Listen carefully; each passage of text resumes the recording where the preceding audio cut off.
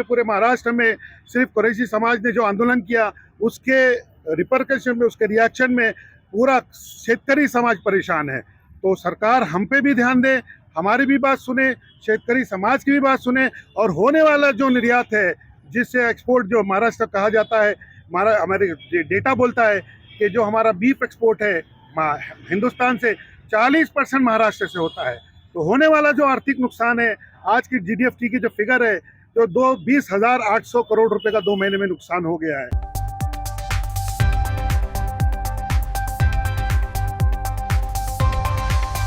कर आर्थिक नुकसान जो हमें 10 साल से हम झेल रहे हैं, तथाकथित जो गौरक्षक जो हमें हमारी गाड़ियों को लूटते हैं, हमारे माल को लूटते हैं और हम पे मॉब लिंचिंग करते हैं, मारपीट करते हैं, उसके खिलाफ हमारी सरकार से आज के आंदोलन द्वारा ये गुजारिश है कि तथाकथित गौरक्षकों पे एक लगाम लगाई जाए और जो भी अवैध गौशाला है जिसमें माल जाता तो है लेकिन वापस कभी नहीं मिलता, जबकि कोर्ट उसका ऑर्डर देता है। ये माल सामने के दरवाजे जाता है, पीछे के दरवाजे से वापस बिकने निकलते, ये एक चेन है। ये ऑर्गेनाइज क्राइम पर रोक लगाई जाए, यही हमारी सरकार से मांगनी है। और भी इसमें एजेंडा है जो हमने ऑलरेडी सीएम साहब को सबमिट किया है और वो एजेंडा को भी हमारी सरकार से यही गुजारिश है कि हमारे इसके अलावा जो भी दूसरा एजेंडा है उस पर भी गौर फिक्र कर किया जाए।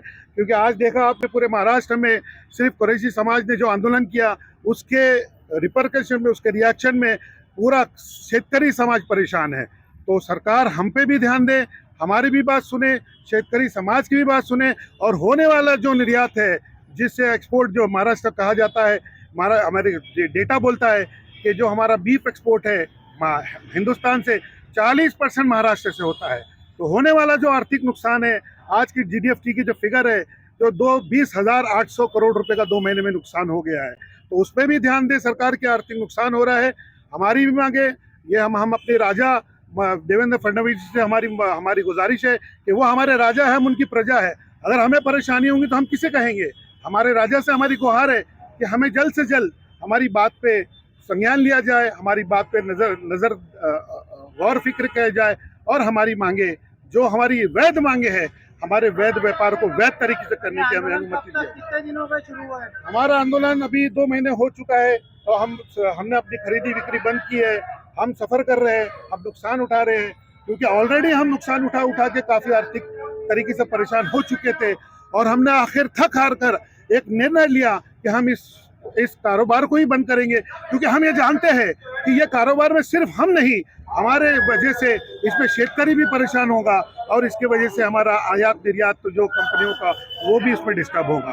तो मेरी सरकार से फिर से गुहार है, फिर से गुजारिश है कि हमारी मांगों पर गौर फिक्र किया जाए। हम कोई वैध मांग नहीं, अवैध मांग नहीं कर रहे, हम वही वैध मांग कर रहे हैं जो सरकार ने हमें 2015 के कानून में दिया है। धन्यवाद।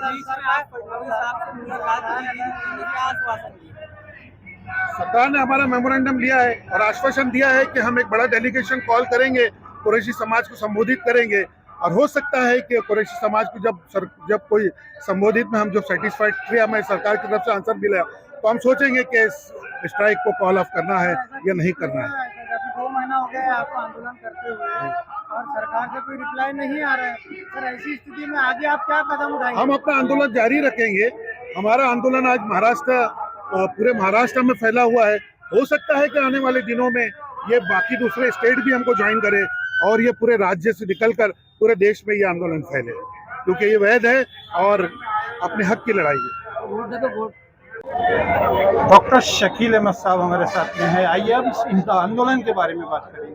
डॉक्टर साहब, इस आंदोलन के बारे में बताइए। जी देखिए, ये आंदोलन है सरकार के उस कानून के खिलाफ में जो मुद्दा है, जो लीगल जो परमिटेड सरकार ने जो दिया है कत्ल खानों के लिए, वो सरकार ने उस पर रोक लगाई है। तो आंदोलन उसको लेकर है कि लाखों लोग, जो 60 लाख इस बरादरी का सवाल नहीं है। ये मुद्दा जो है, पहले मैं आपको स्पष्ट कर दूं कि ये मुद्दा देश की अर्थव्यवस्था से भी जुड़ा है, ये मुद्दा देश के संविधान से भी जुड़ा है, ये मुद्दा देश के किसानों से भी जुड़ा है। तो ये सिर्फ मामला इस कुरैशी बरादरी का नहीं है, बल्कि यहाँ जो लोग मौजूद है ये हर धर्म के मानने वाले लोग हैं और वो ये देख रहे हैं कि किस तरह से करोड़ों रुपए का व्यवसाय सरकार, क्योंकि सरकार का दोहरा मापदंड है इसमें। सबसे पहली चीज़ ये कि संविधान का अधिकार है, सरकार की जिम्मेदारी है कि जो देश के जो नागरिक हैं उनको खाने पीने की जो व्यवस्था है करना, जॉब्स की व्यवस्था करना, तो वो करना सरकार की जिम्मेदारी है।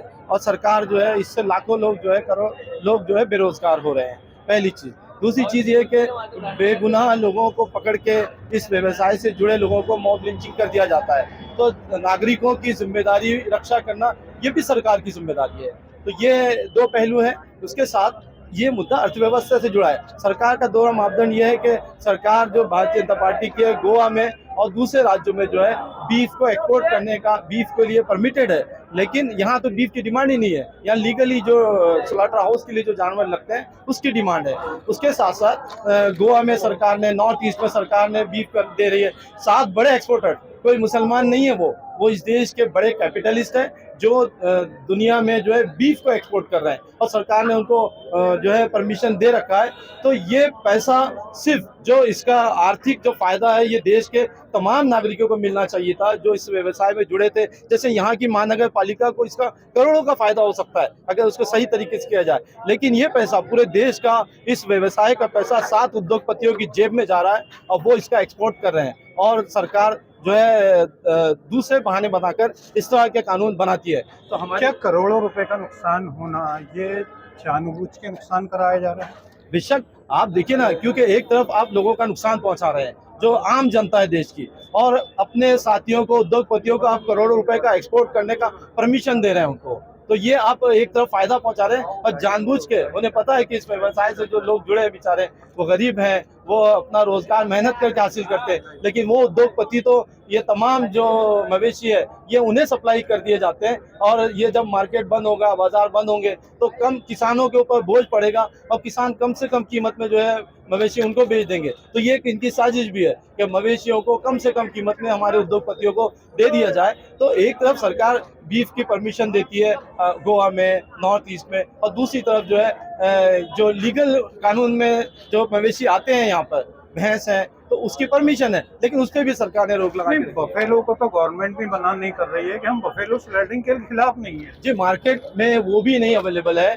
मामला तो यही, उसी की तो डिमांड हो रही है कि मार्केट में उसको भी जो है बाजार बंद करके रखे हुए और कत्ल खानों को लीगलाइज करना, जिस तरह से ये सरकारों की जिम्मेदारी होती है। तो अर्थव्यवस्था, किसान इस देश का, तो ये पूरी तरह से टूट रही है और सरकार का दोहरा मापदंड है वो सिर्फ और सिर्फ आप देखेंगे अगर किसानों की जो हालत है उनके व्यापार के बाद, अगर उनके चेहरे देखेंगे आप, तो किसी ने कहा कि जर्द जर्द चेहरे हैं, जख्म दिल के गहरे हैं, वो तसल्ली देते हैं जख्म पर नमक रखकर, कैसी है मसीहाई।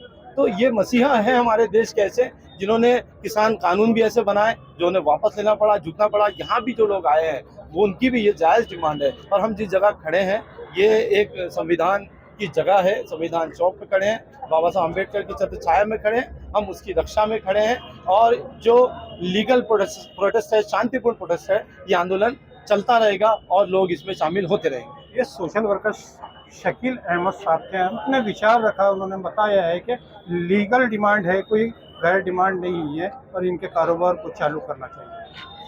कांग्रेस सूरत रखेंगे। बताइए क्या डिमांडें हैं, आप इसके अंदर में शरीक हुए, क्या क्या आपको मालूम पड़ा है, ये बताइए।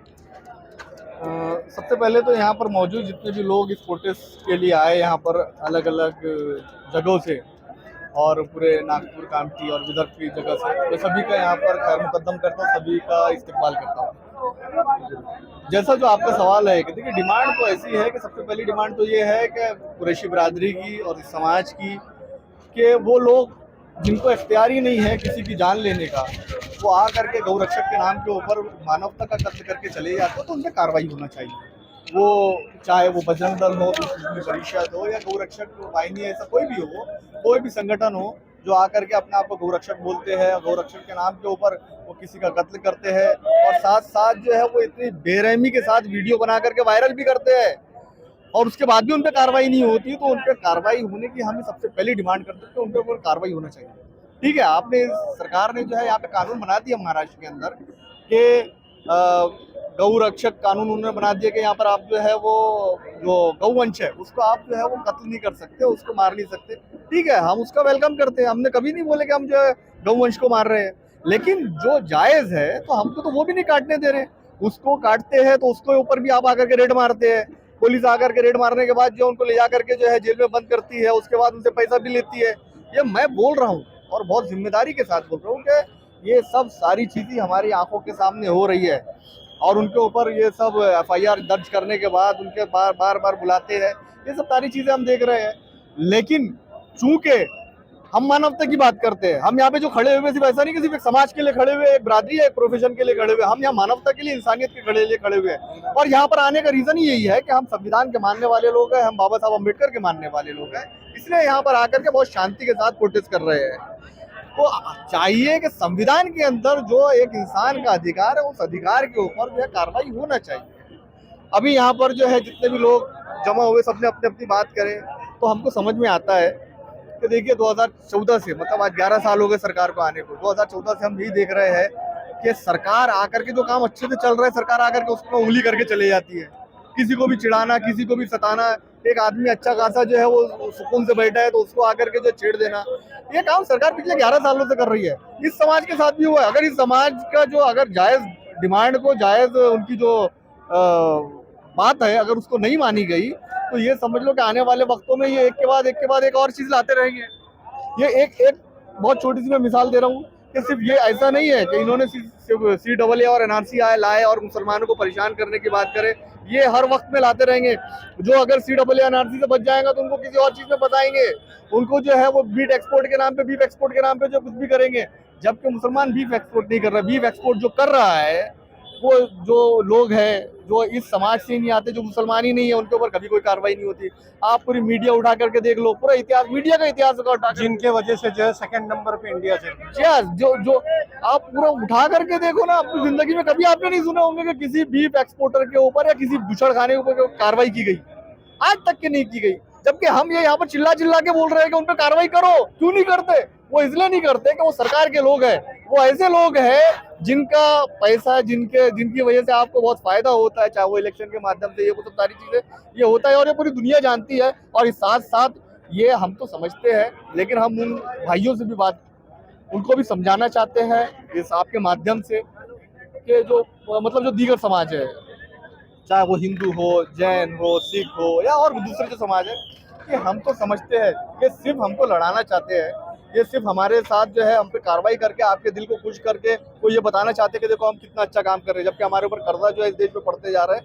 तो मुसलमानों के साथ साथ दूसरे समाज को भी समझने की जरूरत है कि ये सरकार सिर्फ इंसान को पीछे लेके जा रही है, एक भारतीय को पीछे लेके जा रही है, उसको कर्जदार बनाते हुए जा रही है। बहुत बहुत शुक्रिया।